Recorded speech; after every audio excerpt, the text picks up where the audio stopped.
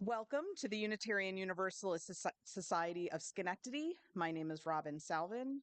I've just discovered I am contacts and reading glasses years old now.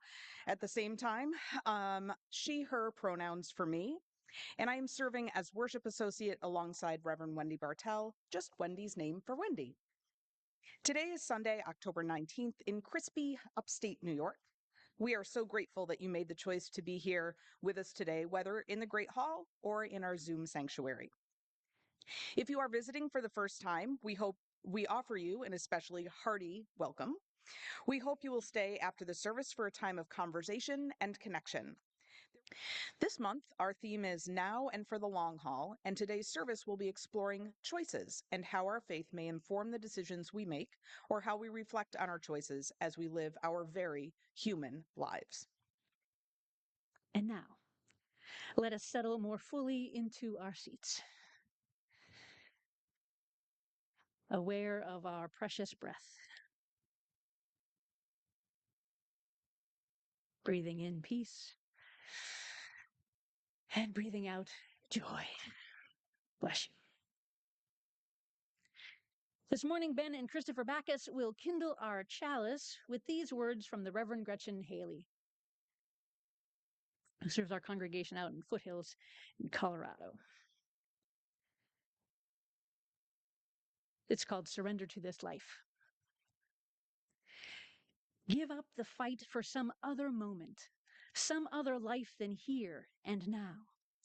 Give up the longing for some other world, the wishing for other choices to make, other songs to sing, other bodies, other ages, other countries, other stakes. Purge the past, forgive the future, for each come too soon. Surrender only to this life, this day, this hour, not because it does not constantly break your heart, but because it also beckons with beauty, startles with delight, if only we keep waking up. This is the gift we have been given. These body clothes, this heartbreak, this pulse, this breath, this light, these friends, this hope.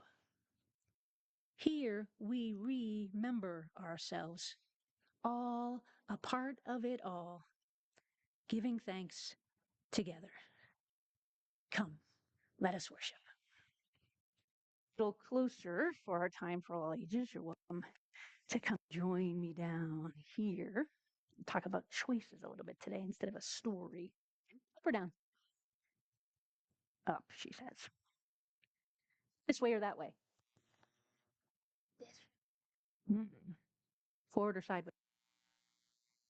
That's a good answer, huh? It can be hard sometimes to make a decision when we don't actually know the context or the reason for the question. We don't know what it really means. You were just like, I don't know. Because if we are down here in the circle and I say, which way is the welcome table, up or down? Up is the right answer. But sometimes choices are confusing. If we're trying to get directions and someone says, just go up the road and turn left, just go down the road and turn left, they might be the exact same thing. Up and down the road might mean exactly the same thing. So the choice becomes confusing. Unless it's a hill. But it so rarely is. Go left now, right? That would be very direct. Unless you don't know which one is left. Then it gets a little tricky too, right? Because sometimes it's, that's very clear. Down is very clear, but not always. English is funny that way. Now, at the risk of, having some people be like, what just happened? And other people being like, oh God, I can't believe you just did that, Reverend Wendy. I'm going to say, what if I ask you to make a choice between 3, 6, 7? 6, 7. Yeah, huh? Okay, just, you can ask them later. They will say, I don't know, it's just something we do. If I was to ask you to make a choice between orange and purple and green, who would choose orange? Who would choose purple? Who would choose green? Now look out there. Who would choose purple? Who would choose green? So all of those choices are right because they're just preference, right? What color would you choose? The choice doesn't actually matter that much in that context. It's just a preference about a color. But if I then say, do you prefer an orange or Harold the purple crayon or green energy? Perhaps now we've moved on to food and or books and movies and or larger concepts that some people just have no idea about, and saving the planet with green energy. And now we're like, I had a purple, orange, green, can we choose them all? I don't know. So context helps most of the time, not all the time. Some choices are a little bit trickier for some people but very clear for others. Ready? Star Wars or Star Trek? Star Wars. I've never watched. I'm like Star Wars. Mm-hmm. Star Wars because I played the little part. Mm-hmm. Lots of reasons for choosing one. Some say neither. Some are extra clever and say both. That also works, especially for something like this when we're just trying to ascertain who would choose to watch or to read or whatever. But some choices are harder. Sometimes. Should I listen to my conscience or go along with my friends who might be making not so good choices? Yeah. And there are consequences for either of those choices, right? If we go with what our conscience says, there are consequences maybe with our friends. If we go with what our friends say, there might be consequences with everybody else in our life, depending on the thing. Yeah, yeah. Knowing your parents, I'm guessing that's not so yay.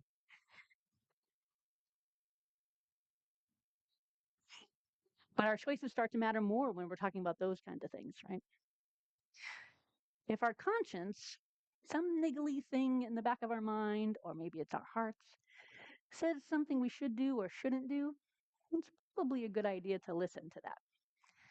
And if you're still not sure what's right, you can ask your parents, your grandparents, your teachers, your ministers, because we're here to help each other figure out the right choices to make, the best choices we know how to make, even when it's not always clear. It's also okay not to do the things our friends want us if we think it's not okay. And it's okay to question them with your spidey sense is saying, if your spidey sense not so sure about this, you can ask them, is this really a good idea right now? You might help them make better choices. And it can be really hard to make that choice, to not just go along with the crowd, but to actually go along with your own heart or your own mind. And in this Unitarian Universalist faith, we invite people to make choices that align with our values of generosity and transformation, justice and pluralism, interdependence, equity, all with love at the center. Our pluralism, which is kind of a fun word to say, pluralism in particular, that word means that we don't all have to think alike. We don't have to come to the same decisions. We don't have to believe the same things. We don't have to come to the same conclusions about things like God or prayer or whom we love. And sometimes it can be hard to decide, no matter what. And we might just stay there and agonize. Cue. Agonize, to worry about the choice to make. And that can be hard to hold, that worry, the fretting, the agonize. Should I do this or should I do this? Or maybe it's, should I do this or this or this? I don't know what to do. I'm stuck with that thing over there, or I have so many options. When I went to seminary, when Lynn and I went to seminary, we met at seminary, but when we went there, we had a professor, Patty Lawrence, who said, every day you're going to miss out on once-in-a-lifetime opportunities in the Bay Area. We had been there for less than a week. Wow. Every day she was right. Every day we miss out on once-in-a-lifetime opportunities. We have to choose wisely with the time and energy and resources that we have. And so it can be hard to hold that fretting, that agonizing, should I do this? Should I do this? I don't know. So it can be okay again to ask for help to make some of those decisions. And John Boulette are going to help share a song with us this morning about that a bit. It's called Watershed, and it was written by the Indigo Girls, also known as Amy and Emily. You can stay and listen for a little bit so you get to hear the great song. You hear, you'll never fly if the crow flies. That's your turn to fly to your classes with adult supervision across the street or to go back to your seats. And we are so glad that you chose to be here today.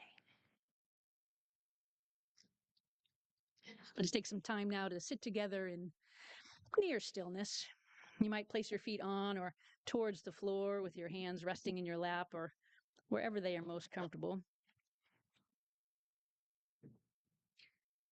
You might close your eyes or soften your gaze toward the chalice flame, which can help us get quiet and centered.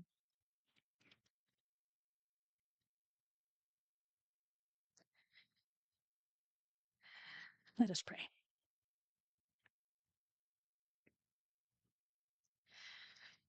Spirit of life, we gather this day buoyed by beauty, or weighed down by suffering, or some combination together. Our hearts are heavy with the challenges in our lives, the fear we may have, or the losses we've experienced, unexpected changes, or rising authoritarianism, or this government impasse. And or our hearts are perhaps lighter this day for yesterday and the amazing turnout for the No Kings gatherings, the signs, the honking, the kids, the adults, the elders, the folks dressed as unicorns and frogs and Tyrannosaurus Rex and hippos and koalas and princesses and dogs and drumming and the joy abundant. We are living and witnessing how sorrow and joy are woven so very fine throughout our lives. Let us breathe in the truth of this and breathe it out too. We breathe the air on this beautiful day, on this precious earth, this primal paradise. Spirit of life, some in this circle need comfort and care and healing. May they receive it. And some in this circle need a nudge, a prod to do what must be done. May they receive it. Some in this circle need to slow down. Others need more urgency. May we all receive whatever we need. And in receiving what we need, may we find there a choice. And in so choosing, find that we are blessed by gratitude. Gratitude for this moment, this circle, this life. May we find the love at the center of our lives, holding us in our times of struggle and pain and woe, holding us in our times of triumph, passion, and joy. And may we hold one another as well as we face these days together. For in the midst of a broken world, beauty, grace, and mystery abide. May it be so. Amen. And blessed be.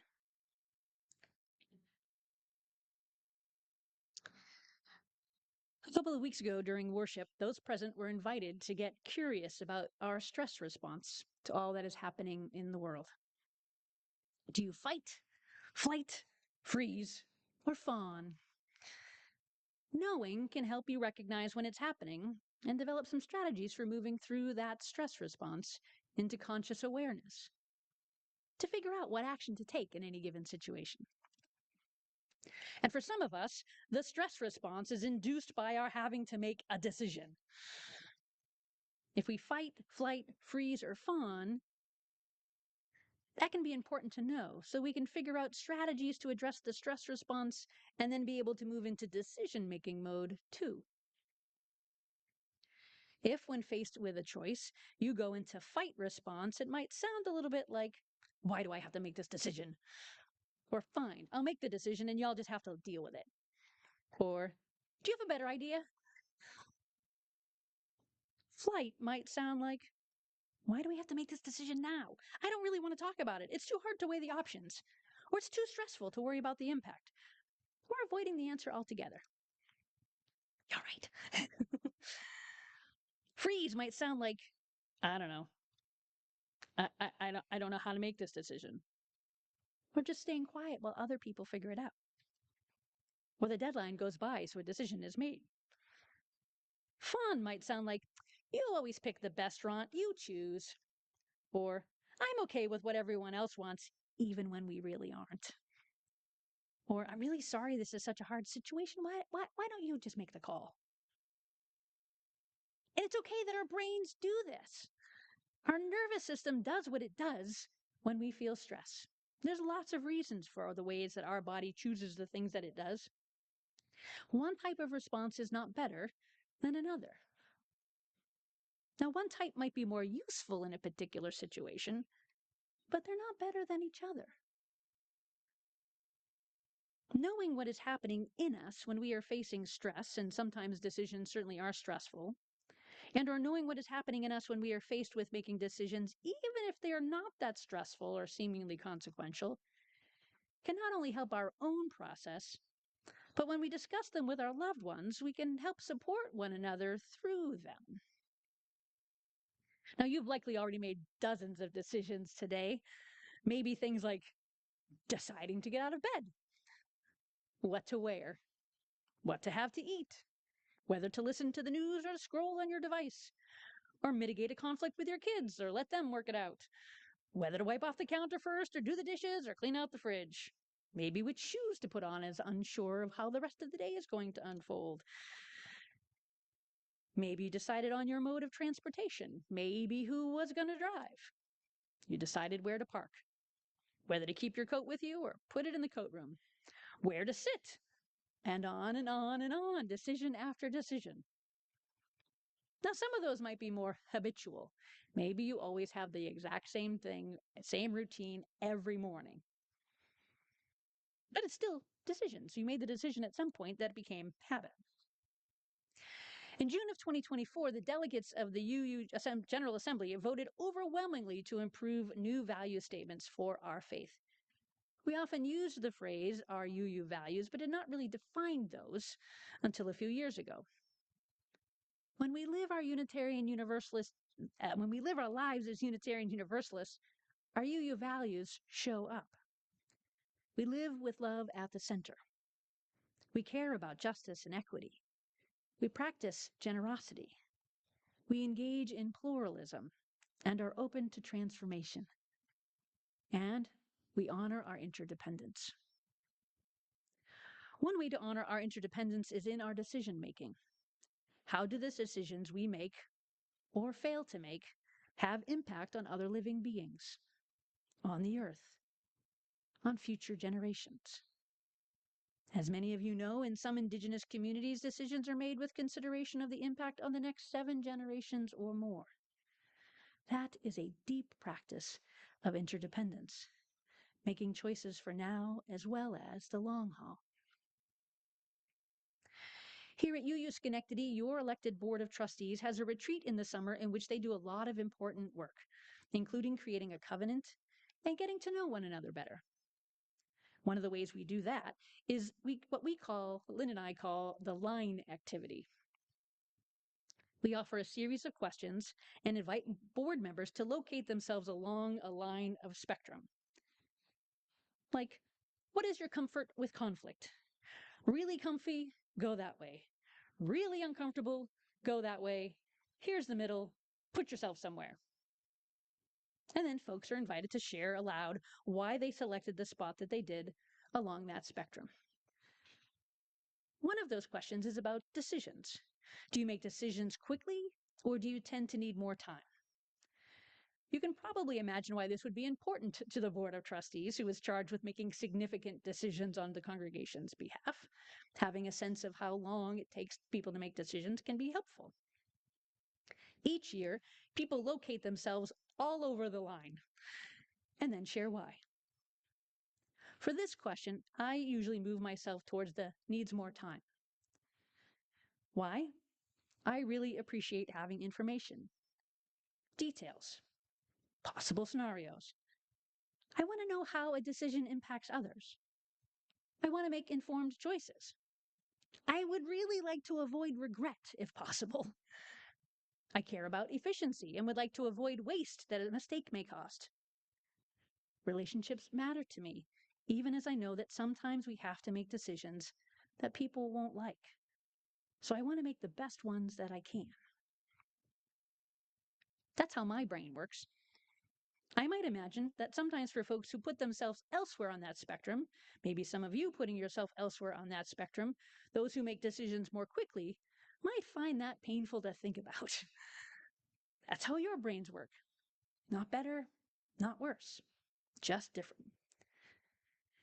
And like from the song earlier, Watershed, at the fork in the road, we can stand there and agonize till our agony is our heaviest load.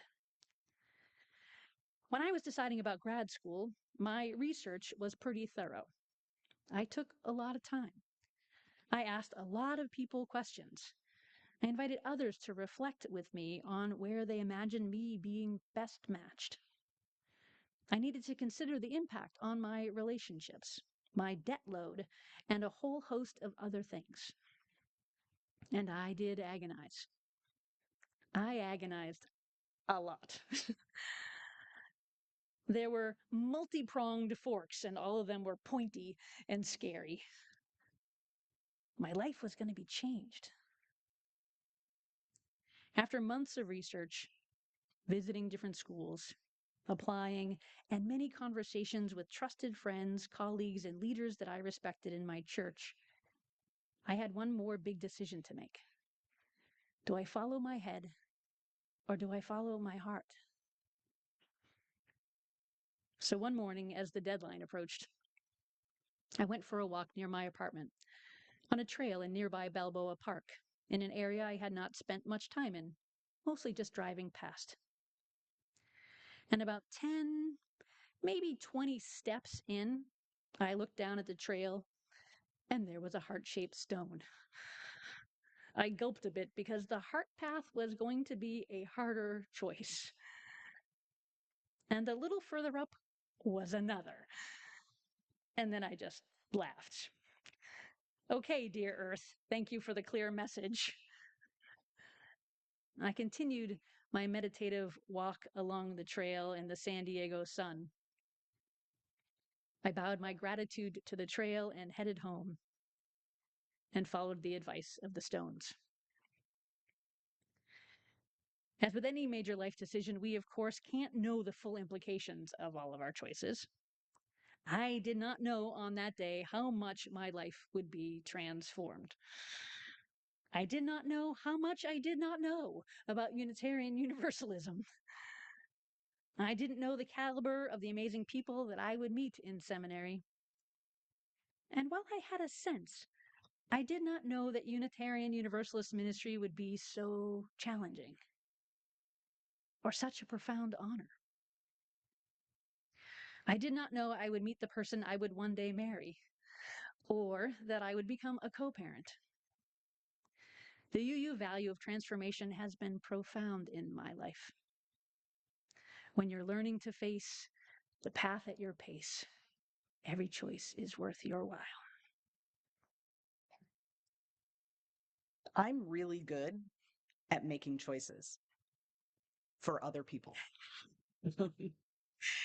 Take me clothes shopping with you, and I will tell you to buy the thing that makes you feel most comfortable and radiant, and get it in 2 different colors. Ask me which class you should take, the one that looks most unusual and interesting to you. what college to apply to, as many as you can afford. Worst they can do is say no. And whether or not you should take the day off of work to mentally rejuvenate. Yes, always yes. But I have a really hard time making choices for myself, especially seemingly inconsequential ones. Where do I want to go to lunch? You pick. What show do you want to watch? I don't care, whatever you want to watch. Should I take the day off tomorrow to mentally rejuvenate? No, always no. Why am I this way? I suspect it has a lot to do with me being a people pleaser. I'd rather do what someone else wants to do than have them be disappointed in the choice that I've made.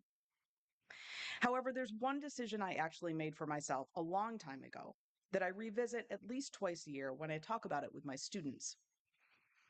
As many of you know, I'm a recovering attorney.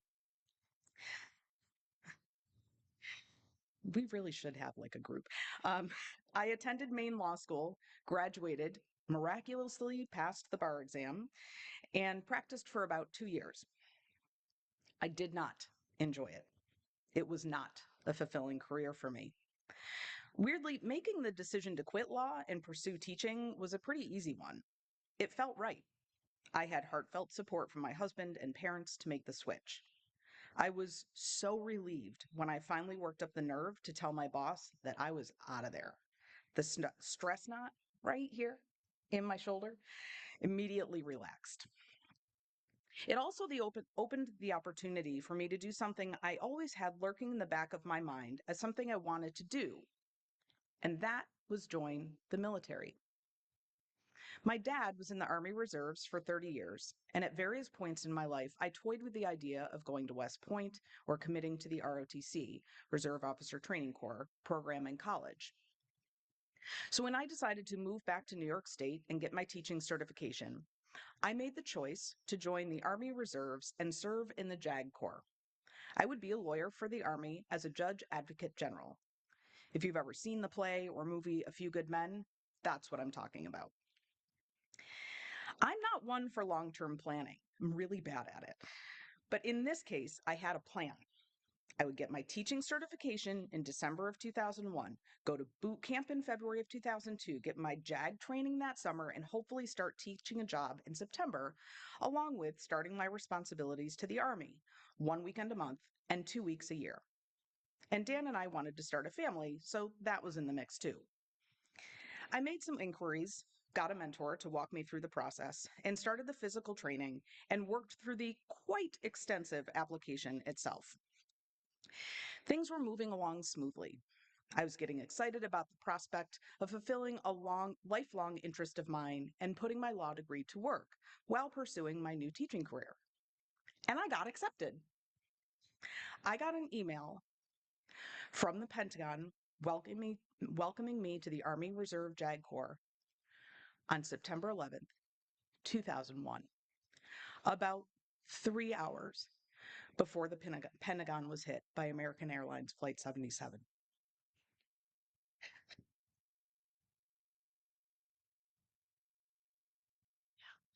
My grandmother had passed away the day before, on September 10th. So Dan and I were in the car on our way to Ohio for the funeral when all hell broke loose on that day. So I didn't see the Pentagon email until we returned to the Capital District later that week. I just stared at the computer with my mouth open. It was a confusing mix of being proud of being accepted into the program and massive anxiety about what I had gotten myself into. Even that early on, I knew the world changed on September 11th. That much was clear. But how this would impact this neat little plan I had made for my life was as murky as the ethics of the Trump administration. I called my mentor to ask what to expect were I to take the commission. Would I be activated? Would I be deployed?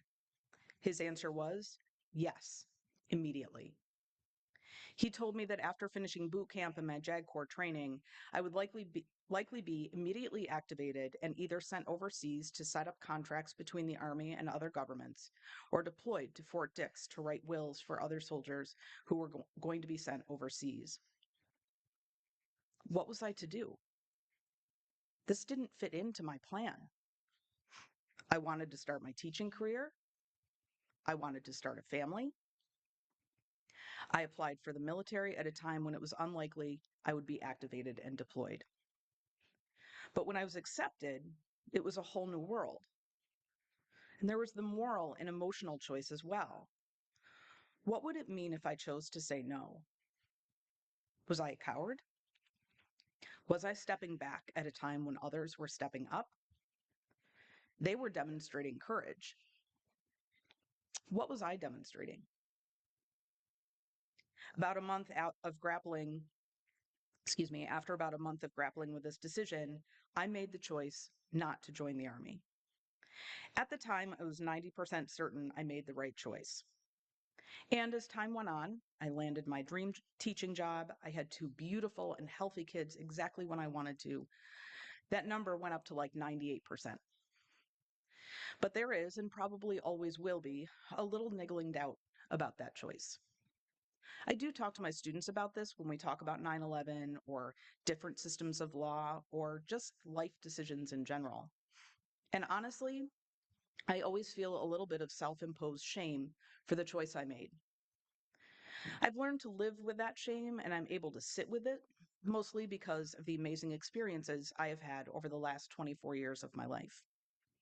And the support I got from my family about this decision has been invaluable, especially from those family members who have served. Our UU value of generosity is helpful here as well. Generosity to myself. I need to continue to work on being generous in giving myself some grace about this choice. Sometimes we make choices. Sometimes choices make us. Sometimes we make a choice and life has other plans for us. Sometimes we don't make a choice, and that is itself a choice. Sometimes people make choices for us. Or sometimes our choices are parts of larger systems that don't actually really care what our individual choice is, and systems that try to take away our choices. So many different kinds. One of the things I found most compelling when Robyn shared her story with me earlier this week was her courage. The courage to make choices is not always visible. Many of you have made very courageous decisions in your lifetime, and some folks don't know. Sometimes our fear of disappointment can impede our ability to choose, or the fear of others judging us, or we judging ourselves as less courageous than others. And sometimes it's true. We do choose a safer path sometimes, an easier road. And sometimes we are bodacious, beautiful, tough, choice-making rebels with many causes. Case in point. While some folks might ask, what would Jesus do? What I strive to come back to again and again when faced with a choice, what would love do? Or a variation, what would love have me do? And to see what answers arise. Robyn's courage to listen to a deeper love to serve as a teacher and to bring love into creating a family, even when it might have appeared to others as less courageous choice than to enter the military service in 2001, was indeed courage. She risked disappointing people, and she risked following her heart. In her powerful poem called Benediction, the Reverend Dr. Rebecca Parker puts it this way. I turn to this poem again and again. Your gifts, whatever you discover them to be, can be used to bless or curse the world. The mind's power, the strength of the hands, the reaches of the heart, the gift of speaking, listening, imagining, seeing, waiting. Any of these can serve to feed the hungry, bind up wounds, welcome the stranger, praise what is sacred, do the work of justice, or offer love. Any of these can draw down the prison door, hoard bread, abandon the poor, obscure what is holy, comply with injustice, or withhold love. You must answer this question. What will you do with your gifts? Choose to bless the world. The choice to bless the world is more than an act of will, a moving forward into the world with the intention to do good. It is an act of recognition, a confession of surprise, a grateful acknowledgement that in the midst of a broken world, unspeakable beauty, grace, and mystery abide. There is an embrace of kindness that encompasses all life, even yours.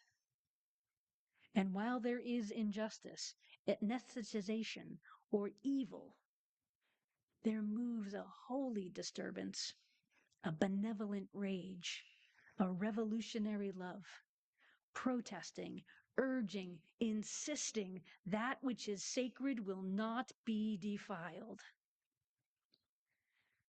Those who bless the world live their life as a gesture of thanks for this beauty and this rage. The choice to bless the world can take you into solitude to search for the sources of power and grace, native wisdom, healing, and liberation. More, the choice will draw you into community, the endeavor shared, the heritage passed on, the companionship of struggle, the importance of keeping faith. The life of ritual and praise, the comfort of human friendship, the company of earth, the chorus of life welcoming you. None of us alone can save the world. Together, that is another possibility waiting.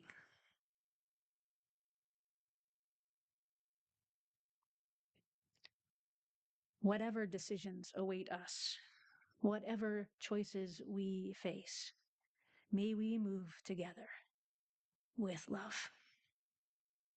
May it be so. Amen, and blessed be.